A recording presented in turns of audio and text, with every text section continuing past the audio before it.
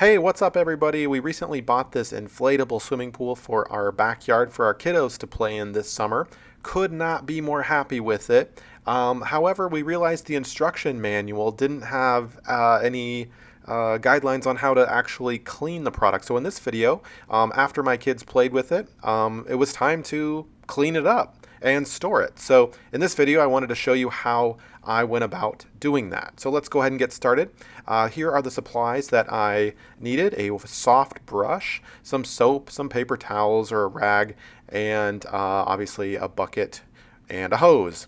You can see we've got some buildup and some grime happening after the first swim. The water actually sat for a couple of days before we drained it, and when it was all drained out, we did have some buildup, just a little bit of buildup. Nothing too severe. I think if you went 3 or 4 days or more, you'd have some pretty nasty grime. So I do recommend maybe doing this every 2 days. It saves a little bit of water, but also prevents that really nasty stuff from building up. So we're going to spray it down lightly.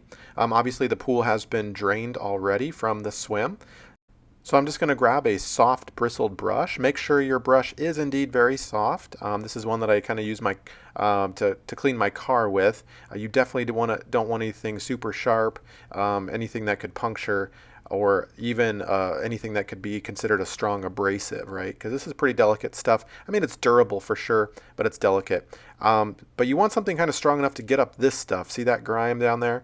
Just a little bit of buildup happening. But deep enough that I'm going to want something more than just a paper towel for this stuff. So I'm going to grab my brush and my soap, and I just have some basic Dawn soap, really. You want something mild. I don't think you should put anything, some abrasive chemicals on it, right? At least that's not what I'm doing here. So I'm just going to see if this Dawn and some water will do the trick. And it does. It comes right up. I'm just kind of washing it back and forth, kind of like you would on your car, right? And I'm just trying to keep things as wet as possible with as much suds and bubbles as possible. Now, notice I am under the heat and the sun, and so things do kind of dry out pretty quickly. So you'll have to kind of reapply water and soap as needed. You can see right there at the top it got a little dry, so I went back for some water to help keep things moving along. But overall, this is a really easy cleanup job. I think the idea is you stay on top of it, right? You do this after each time you drain your pool, so you don't have a nasty cleanup on your hands. I was a little intimidated when I first bought this thing. What is this cleanup job going to look like? But it really wasn't that bad. So after you scrub things down, go ahead and rinse everything off really well with your hose. Get all that stuff off. I used a pretty high setting on my hose and just try to kind of blast all that remaining water out of there with the residue with it. And it cleaned up really well. It exceeded my expectations, and it took me all of 10 minutes or so. Now you'll notice my water is on a slight downhill. I did that intentionally with the drains at the bottom because obviously I wanted things to drain out and not have to fill up with water and lift up. Obviously make sure your drain caps are open throughout this process. That'll help you. And if you need to, you can lightly lift up on the pool. Be careful, you don't want too much water to accumulate, creating an actual weight problem that could damage the bottom of your pool. But you can see there that was fine. I lifted it up and all the water drained out. Now we'll just do a little inspection afterwards to make sure everything's nice and clean. And it looks brand new, to be honest.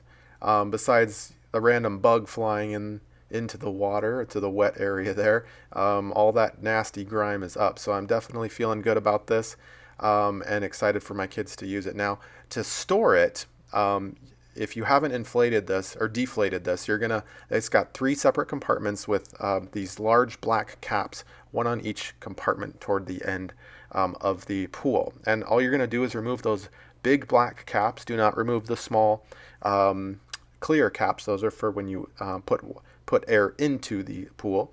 But the large black caps pop out like this.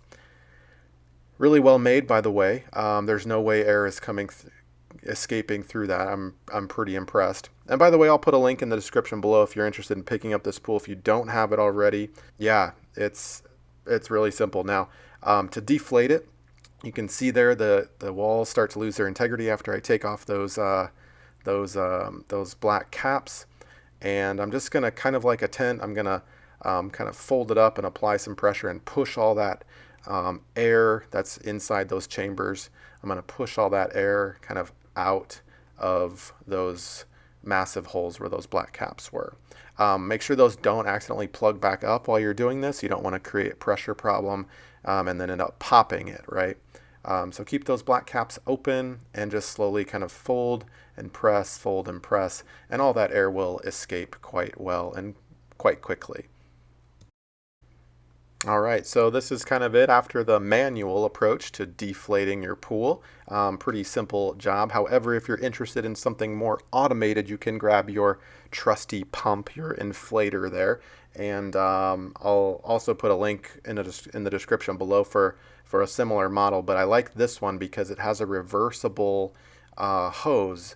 So in other words, you can blow air and also you can have air suck in from it, depending on which end the hose is on. So all I'm going to do is reverse the hose because I want air. I'm going to deflate my pool, and that just will, using this pump will just make sure that all that air, extra air that might be trapped inside those pool chambers is actually drawn out. So you can see here the hose is bringing that blade of grass in, so I know it is obviously bringing air in. So all I'm going to do is unplug that black cap, and you didn't see it there, but just deflate the air that way. So now you're not, this is the pool when it first arrived. You're not going to get it this tight. At least I couldn't. So here's kind of where I was at.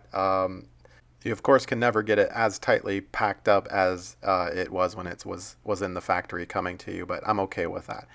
So anyway, I grabbed a Rubbermaid container, made sure it had no sharp edges. You can see there I'm feeling for any hang-ups that might be possible, and just kind of watching really carefully as I put my pool in there.